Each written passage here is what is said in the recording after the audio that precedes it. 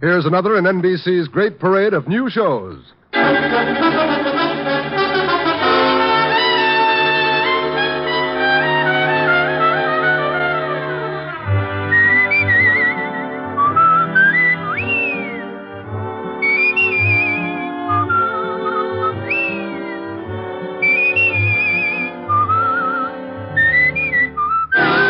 Now, Dick Powell as Richard Diamond, private detective.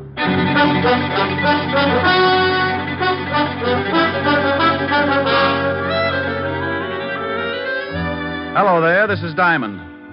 You know, if you've ever got a few idle minutes and you need a good chuckle to keep you going, just turn to the personals in any of the local papers. Now, I'm a guy with a strange sense of humor, and it really takes something right out of left field to get a spasm out of my funny bone. But just listen to this one out of the Little Rock Bugle. Oh, yeah. Bachelor, sincere young man, 4 feet 10, 190 pounds, handsome, out of work for a year, desires to meet woman who can straighten him out. See what I mean? If this guy does find a woman who can straighten him out, she'll probably do it with a flat iron. Oh, and get this one. Young man with large personality desires to meet woman with big bank account and small sense of humor. Object, murder. Oh, excuse me, that's merger. Oh, and here's a real whizzer. Attractive, intelligent girl, 30 years old with bubbling enthusiasm for life. Neither smokes, drinks, nor stays up late. Vegetarian and hates comic books. Would like playmate who enjoys active recreation. There'll be a month of fasting after that one. Oh, yeah, I knew I had something else. That case I got mixed up in last week.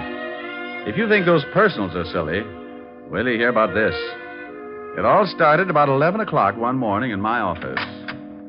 Mr. Richard Diamond, private detective? I was out with a hula dancer last night. Wait, I'll look in the mirror and tell you. Come on in so you can see, too. Oh. My name is Jerome J. Jerome. Well, I'm not going to ask you what the J stands for. You are Mr. Diamond, aren't you? It's my face, all right, but I'm sure the rest of me's on vacation. Don't you feel well? I don't feel at all. Ever danced the hula for 6 hours straight? I'm a past master of all forms of dancing. Care to waltz? What? Forget it. What can I do for you, Mr. Jerome? It's not what you can do for me, Mr. Diamond. It's what I can do for you. Well, that's a switch, but let's give it a whirl. What can you do for me, Mr. Jerome? I'm a millionaire, Mr. Diamond. Well, bless your little pointed head. I'm also a G-man. I knew this would jump the track sooner or later. Tell me, if you're a G-man and a millionaire, where do you work? The U.S. Mint? I write songs, too. By the light of the silvery moon, I want to... Mr. Jerome. Yes, did you like it? You didn't by any chance write Swanee River? No, I believe Stephen Foster wrote that. You don't say. Yes, he stole the melody from me. I think we'd better waltz after all. Oh, Mr. Diamond, that's ridiculous. I'm glad somebody noticed. But you take a good zippy foxtrot now. Oh, now, wait a minute. Hold it! Hold it! Oh, you follow beautifully. Oh, I went to Vassar. Now, slow down before I pick you up and stuff you into a bottle. Oh, I'm sorry. Yeah. Now, would you mind telling me how long you've been hiding out with the squirrels? Squirrels? Oh, I have a mink farm. You should do well. Look, Mr. Jerome, I think maybe you better go soak yourself in some hot tar or something. I came here to do you a favor, Mr. Diamond, and I do not intend to leave until you hear me out. Oh, wow. Okay, what is it? You need a bodyguard. Operator, give me Bellevue. Mr. Diamond, please, there's no need to call Bellevue. Oh, stop being so narrow-minded. They'll give you a nice, quiet room, all by a little old lonesome. Well, go ahead and call them if you want to, but it will do you no good. Why not? They'll just think you're crazy. I'm on the staff there. Oh, yes, I should have known. I think you're making fun of me. I came up here because I knew of your reputation as a detective, and I want to help you with your work. You get in trouble, don't you, all the time? Habitually. Well, I want to protect you. Now, that's nice, but I really don't need a bodyguard. Early stages of schizophrenia, also a slight persecution complex. Have you seen a good psychiatrist, Mr. Diamond? It's certainly a thought. Well, when do I start work? Well, you see, it's like this. I'm awfully sorry, but I have my own nutcracker. Oh, no. I mean as your bodyguard. I'm afraid the requirements are too tough. What are they? Well, first you have to find a freshly murdered corpse. It's kind of like a treasure hunt. Oh, I've got that. You got what? A freshly murdered corpse. That's one of the reasons I came up to see you. I thought you'd like to know. Oh, well, now, I'll tell you what you do. You go back and see if the corpse is still there. If it is, call me at once, okay? All righty. I'm off. Amen. Mr. Diamond. Yes? Remember, hopping hop toads have no hair. Oh, no. Mr. Diamond. Huh? Oh. I thought you'd better know something. I can only be your bodyguard for a week. I'm getting married. Congratulations. Who's the lucky girl? It's Miss America. But don't breathe it around. I want time to check her measurements. I'll send you a fruitcake. Just bring it in. You're invited. Goodbye. Diamond's Rest Home. We specialize in nervous disorders, ingrown scalps, and the world's largest bowling alley. Oh, don't laugh. If you'd seen what just walked out of here, you'd go back to yo-yos. Well, what did just walk out of there? I'm not sure, but he had lovely blonde hair. He did? Yeah, all over him. Rick, what in the world are you talking about? I'm talking about nothing in the world. Come on, tell Helen. Well, I've got to get it all straight first. If I figure it out, I'll come over and we can throw sesame seeds at each other. Oh, I'd love to. When will you be here? As soon as I shine up my elk's tooth and lock the office. Bye.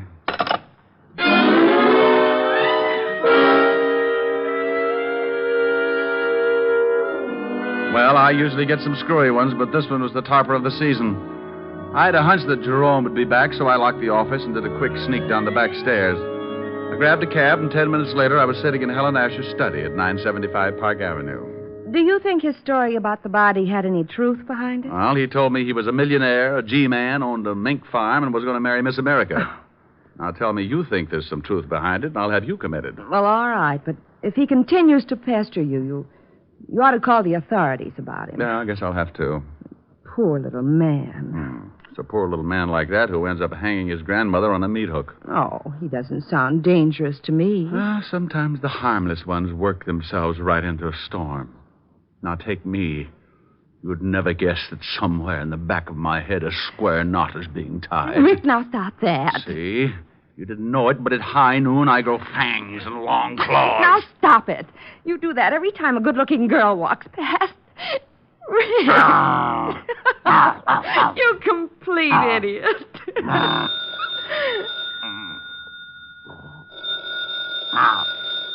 Rick, the phone's ringing. Oh, I hope it's happy.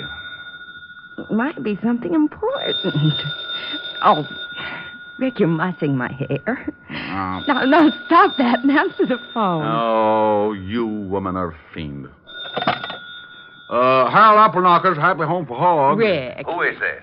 What's the matter with you all? Ain't you got your ear trumpet tip right? I know it's you, Diamond. No, it ain't. This is old Harold Appleknocker. I'll let you talk to my gal, Lulabelle.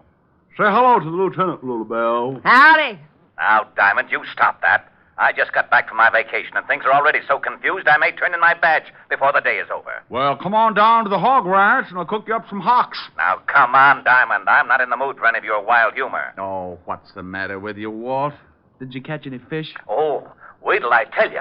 I got one that was so big. Is that why you called me? Huh? Oh, no. Some guy's been pestering me for the last half an hour. Wants to know where you are. Says he's an old friend. Oh, his name wasn't Jerome J. Jerome, was it? Well, that was the first name he gave me. The last time he called, he said he was a G-man. That's Jerome. Want me to tell him where you are? You do it, I'll handcuff you to Sergeant Otis. Oh, don't say that name to me ever again.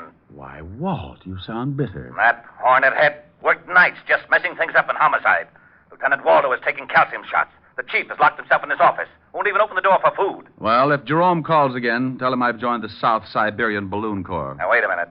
Well, what do you want now, bonehead?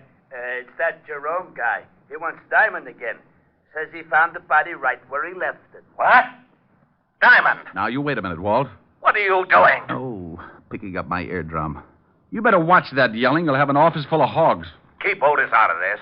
Then I'll yell if I want to. Now, you get down here and explain about this body. Walt, I don't know anything about the body. The Jerome guy is off his trolley. Yeah? Well, if there's the smallest possibility of a corpse turning up and you're involved, it'll turn up. Walt, you say it, but you don't mean it. I don't, huh? You get down here in 10 minutes, or I'll have a warrant out for you, and I mean that. Now, step on it. Now, by heaven, I'll forget modern police procedure and drag out the rubber hose. Why don't you use Sergeant Otis's tongue? You could beat an elephant to death with it. I'm not kidding. I've heard 2 words, diamond and body.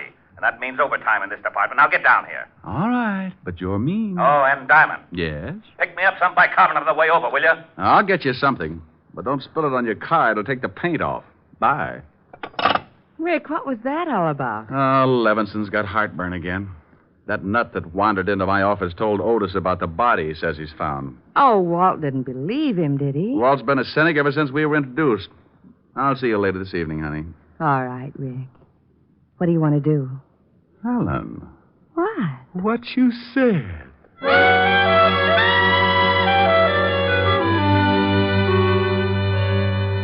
I had a mental picture of Walt eating his way through his desk, so I got some bicarbonate at the drugstore and hurried over before he got to the wiring and shorted out the whole department. As usual, the king of the forest met me in the squad room. Well, you're in Dutch, Shamus. I guess you're right, Sergeant Otis. How about lending me your wooden shoes? Oh, what do you mean, wise guy? They ain't wood. And why do you use a crowbar instead of a shoehorn? Yeah, very funny. You better go on in. Lieutenant's liable to start breaking things. I hope he doesn't use his bare hands. Yeah? Why? Well, your head's liable to get in the way, and you'll be crippled for life.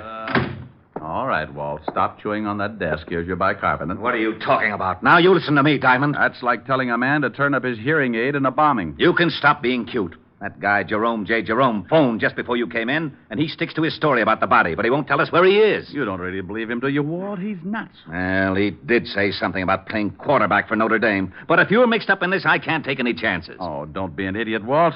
This little guy, Jerome, came waltzing into my office this morning and... Lieutenant. Oh, what is it? That guy Jerome's on the phone again. He wants to talk to Diamond. Rick, pick up that phone and find out about that body. Oh, now, come on, Walt. You can use the extension in here. Go on. I promise you'll be sorry. You pick it up and say hello. Not to this guy, you won't. You'll come back with hopping, hop toads have no hair or something. Hello, Jerome. Oh, Mr. Diamond. Good. I've been trying to get you for some time. The body's here, all right. Where, Jerome? Can anyone hear? No, Jerome. Well, I thought maybe they had the line tapped. They do that, you know. Yes, Jerome. Now, where are you? I'm at the Osterham place. And if you don't want this corpse, I'm calling in Hawthorne of the death squad. Jerome, please. Now, where are you? The Osterham place on 74th Street. I'll be right over, and don't let the corpse get away. Oh, it won't. I'm sitting on it. Oh. Well, did you find out where he is? Oh, he said the Osterham place on 74th Street. What the devil's that? The Osterham place? That's old man Osterham's home. You know, the eccentric old millionaire that died last year? Oh, how did Jerome get in? It's been turned into kind of a museum. The old boy had quite a collection of rare antiques, and when he died, he left the house to the city as sort of a showplace. You mean he's open to the public? Yeah. Well, let's go. Jerome's probably found a mummy for us. On the way over, I told Walt about Jerome's sweet little visit in my office, and the lieutenant was all for stopping off for a straitjacket. When we got there, we looked out of the squad car at an old 3-story brownstone. But more interesting was the sign that hung from the door. Closed Saturdays. And you guessed it. It was Saturday. We got out of the car and went up. Well, don't just stand there. Try the door. I'm with you. Got an axe? Ring the bell. If Jerome's in there, he'll probably answer. Oh, anything to make the police force happy. Mr. Diamond. What is that? That is Jerome over in the window. You will have to climb in here. Come on, Walt. We can't do that. Who's that with you, Diamond? This is Lonely Levinson, Jerome. He collects bodies. Oh, good. He'll just love this one. Climb in. Coming on? Oh, go ahead. If there's a corpse in there, it's in the line of duty. I'll give you a boost. I can make it. What you read, old Fairberry? You shut up. There. All right, Red Heart, you're next. Up, and away! Oh, I'm glad to see you both. I was getting tired of sitting around with her. The conversation was so one-sided. Sitting around with who? Her. Rick. Yeah. Do I qualify, Mr. Diamond? Young girl. Been dead quite a while. Jerome. Yes, boss. Oh, Ricky, how you found her? Well, this room is supposed to be sealed up. Sealed up? Yes, the building is a museum. Not a very good one. I have much better things in my apartment. We're losing him. Jerome, how you found her? Oh. Well, when the building is open to the public, they take you on tours. When we passed this room, we noticed it was sealed. I asked why, and the guard said it was because the late Mr. Osterham had stipulated in his will that the rest of the house could be shown, but not this room. It was his private study. And he said if he ever wanted to come back, he didn't want a lot of people cluttering it up. Who broke it in? I did. You did. Don't they have burglar alarms in this museum? Mr. Diamond, Lonely Levinson has an extreme case of supersensitivity. Does he always snap like that? Only when he hasn't been fed. Why did you break in? You should be careful, Mr. Lonely Levinson. You'll bite someone. Have you been checked for rabies? Now you listen to me. Walt. Jerome, why did you break in? Well, it's perfectly obvious. When the guard told me the story, I played along with him. Of course, I knew it was just a trick to throw me off. Of course. Oh, would you mind turning your head? It's much better if you just chew on that curtain. Well, I waited until they closed the place. Then I came back, jimmied this window, and found the body. Then I came to you, Mr. Diamond. Simple? Oh, sure. Rick, what are you doing? Oh, just looking at the dead girl. Come here. You find something? Yeah. Got on an anklet. Name is, strike a match, will you? Oh, wait a minute.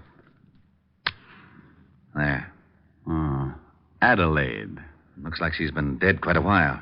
Yeah. Jerome, when you found... Hey, Jerome. What? He's gone. Oh, we're a couple of swell sleuths. He's not out on the street. Must have climbed out and run for it. I'll send out a general on him. Yeah, I would if I were you. A guy like that shouldn't be running around loose. He's liable to wind up on Stromboli. Well, Walt put out a general alarm on Jerome and then called in the rest of the experts to give him the dope on the dead girl. I didn't wait around because I had a hunch that Jerome would find me again. I was right, because at that moment he was sitting in my office behind my desk. Diamond Detective Agency? Rick? Who is this? Oh, now stop clowning. This is Helen. Never heard of you. Why don't you dames leave me alone? By the light of the silvery moon. I guess I'll have to write some new lyrics. Oh, dear. Yes, what is it? Well, you sure got there in a hurry. Who is this? Now, you stop that, Diamond. You know very well who this is. What do you want, stupid? Stupid. Yeah, rhymes with Cupid. Could do a song on it. Like to hear my latest? I've been working on the railroad all the Who livelong the devil day. is this? What kind of a song do you suppose I could write with Stupid and Cupid? Oh, hello, Mr. Diamond. What's going on? Well, hello, Jerome. Taking my calls for me? Yes, and wait till you hear the pixie I've got on the line. Here. Thanks.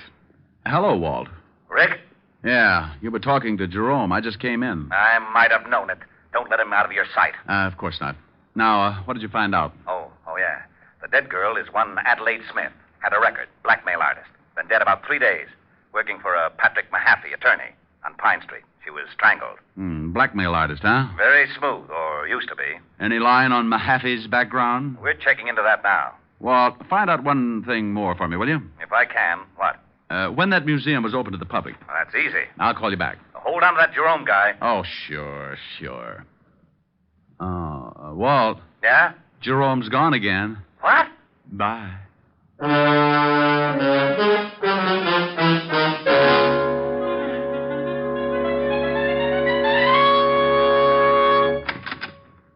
Sorry to bust in, but you seem to be missing your secretary. Come in. My secretary just walked out the other day. I haven't had time to get another from the agency. Are you Patrick Mahaffey? Yes. What can I do for you? Was your secretary's name Adelaide Smith? Why, yes. How did you know? Oh, from the police.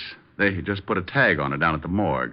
Good Lord. She isn't... She certainly is. The morgue is very choosy about its tenants. Oh, that's terrible. What was it, an accident? Well, if it was, the insurance companies are going to have to set up a new system. She was strangled. Oh, how horrible. Yes.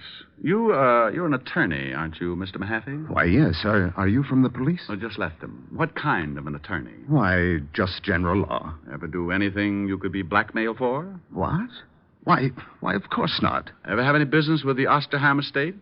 No, I never handled any of the Osterham business. Why? Oh, nothing. I'll see you later, Mr. Mahaffey.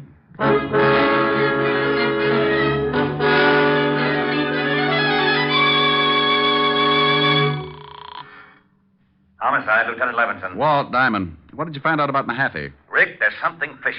You got to stop going to these cheap restaurants. Oh, be serious. That Mahaffey guy was executor for the Osterham estate.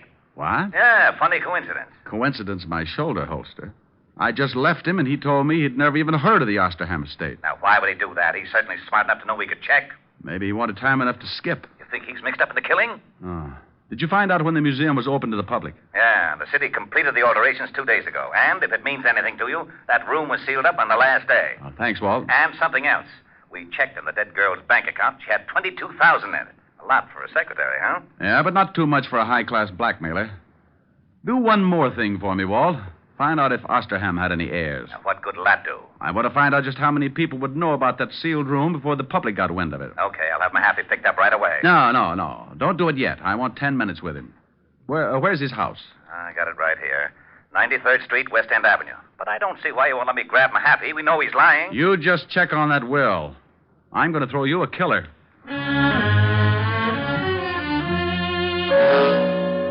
I left the phone booth and headed for West End Avenue and Patrick Mahaffey's residence. Strangely enough, it was on the west side of town. And when I got there, I spotted a green sedan in front of the house. I started up to the front door, and Mahaffey met me halfway. He had a suitcase, and he was in a hurry. Oh, it's you. Your memory's getting better. Come on, you don't want to leave right now. Let's go back inside. But I have to catch a plane. I'm leaving town on business. Oh, I'll bet you are. Let's go. Now, wait just a minute. You have no legal right. Do I have to show you my biceps? Well, all right, but make it brief. I'm late as it is. Now, just what is this all about? I thought you said you didn't have any business with the Osterham estate. Why, that's right. I checked. Oh. Just exactly what was your capacity? Well, I handled the incomes on the trust account. I was also the executor of the will. You wouldn't be handling it now, would you? When Mr. Osterham died and I executed his will, my job was done. Were there any heirs? 2. Neither of them were able to hear the reading. Who did hear it? Just an official from the city. Why weren't the heirs present? Because one of them couldn't be found. The other one was in a kennel. In a kennel? A cocker spaniel. He received $10,000. Oh, I bet he rolled right over on his back. Who was the other heir? Mr. Osterham's nephew. He hasn't been heard from in 10 years. He went to France to study hat designing, but hat jobs were very scarce, so he just vanished. He was rather eccentric. Oh. Now we come to the jackpot question. What you got in the bag? What? You look a little green. Open it up. Now, look, you can't do this to me. It's against the law. Where's your warrant? I got a fistful of them, see? Oh. All right. There. Dump it out. But I've got to catch a plane. If I dump all this... Dump it out. Well. Yes. It's a lot of money, isn't it? Sure is. Isn't it lovely? Well, I'm glad you like it. Go ahead. Take half. I was hoping you wouldn't say that. Why not? Because I'll hate myself for the next 2 years. Put it back in the bag and let's go. But I'm offering you $100,000. You must be a fool. Oh, this is a very elementary deduction. Come on, you can figure it out in Sing Sing. I don't think so. You should have looked in my pocket, too. Oh, I hope that's an old pipe you're pointing at me. I hate to disappoint you. It's a 38. Now you're turning green. Now, you better answer it. That's the police, and they know I'm here. All right, but you say one thing wrong, and I'll have to shut you up permanently. Yes? Is Diamond there? Yes. Let me talk to him. All right. You were right. It's for you. Go ahead, talk to him. But I warn you again. Hello? I'm getting tired of dialing. Everything all right? Just dandy. What did you find out? There were 2 heirs, and get this. One of them was a... Cocker Spaniel. Yeah, how did you know? What else? Well, that guy Mahaffey's a crook. We checked and found out that there's only about $10,000 left in the trust fund. The bank says Mahaffey had power of attorney, and he'd drawn out about $200,000. You got him there with you? Yeah, but it's all in the way you look at it. Oh, it's like that, huh? Let's see if you can stall him. There ought to be a prowl car nearby. Goodbye, Walt. Did you get the information you wanted? Yeah, you killed the girl. Probably because she found out you were dipping into the till. You paid her $10,000 and got her over to the museum and strangled her. I took the money, yes. But you're just guessing about the murder. No one else but you knew about that closed room until after it was sealed and the public was told. The girl was killed the day before the room was sealed. You figured she'd never be found, but a little guy named Jerome, Jerome, went in and found the body. And if I'm right, little Jerome is really the missing heir. Impossible. Wasn't the museum rigged with a burglar alarm? Yes. Well, we found Jerome inside and the window open. He'd climbed in, but the alarm hadn't gone off. Simple. A member of the family might still have a key. He found the alarm and disconnected it. I don't believe it. But you must, Mr. Mahaffey. What? No, it can't be. Oh. Well, you really throw a beautiful left jab, Mr. Diamond. Oh, thanks for turning his head, Jerome. Now, would you mind telling me something just to sort of clear things up a little? You mean, am I really cracked? No. Like Mr. Mahaffey said, just a little eccentric. You see, I found out the money was missing, so I looked up the girl. She told me for $20,000 she'd show me the thief. She told me to meet her at the museum that night and the thief would be there. When I got there, she was dead. Well, I knew I couldn't solve the case myself, and if anyone found out who I really was, I might be held. So I became Jerome J. Jerome and hired Richard Diamond. Correction, I was not hired. Correction again. You'll receive a very substantial check as soon as the estate is settled. And thank you. Thank you. Oh, you might do me one more favor. If you know anyone who would like to buy a hat, I have got some dillies. I'll speak to Hedda Hopper in the morning.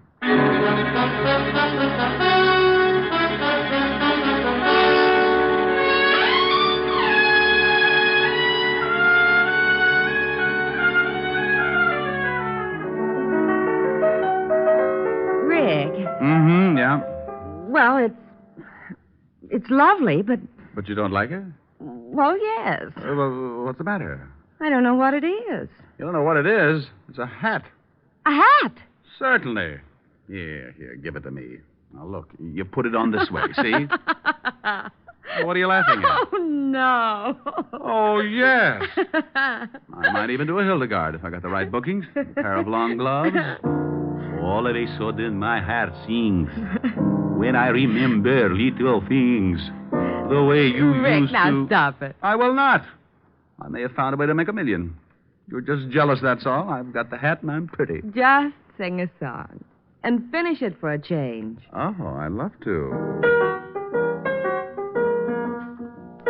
I don't know from nothing, baby. All I know is I love you. I don't care for nothing, baby, if I knew you cared for me too. So won't you make your mind up, baby? Tell me that you love me, please do. For I don't know from nothing, baby. All I know is I love you. We want a sponsor. All I know is I love you. Well, there you are. I finished it. Are you happy? Oh, well, yes. But where did the band come from? Did you like it? Yes, it was great. Well, if it's great, don't ask questions. Thank you, Von Monroe. Honey, the name is Diamond. Oh, Mr. Monroe, I just love your record. No, baby, the name is Diamond. Mr. Monroe, ever since the first time I heard you sing, Come here, I want to tell you something. Racing with the moon, sailing through the midnight blue.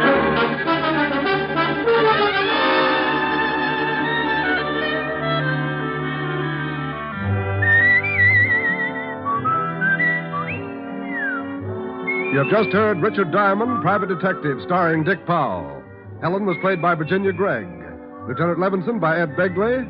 Also in the cast were Wilms Herbert, Joseph Kearns, and Stanley Waxman. Music was under the direction of Frank Worth. Richard Diamond is written by Blake Edwards and directed by Richard Sandville. Dick Powell soon will be seen in the current screen version of the best-selling novel, Mrs. Mike. Now, this is John Storm inviting you to be with us again at the same time next week, when we will again bring you Dick Powell as Richard Diamond, Private Detective.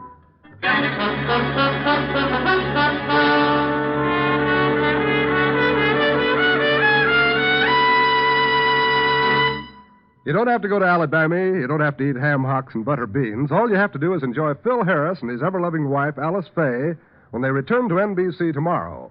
For 30 minutes of Southern fried joy, lend an ear to Phil Harris, Alice Faye Show, returning tomorrow on most of these same NBC stations. Your tune for the stars on NBC.